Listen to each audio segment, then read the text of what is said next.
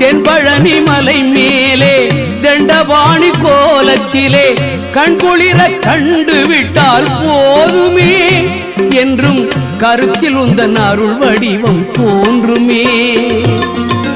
உள்ளத்திலே நீ இருக்க உன்னை நம்பி நான் இருக்க வெள்ளிமலையான் மகனே வேலையா என் வாழ்வு வளம் காண கடைக்கண் பாரையா கடைக்கண் பாரையா.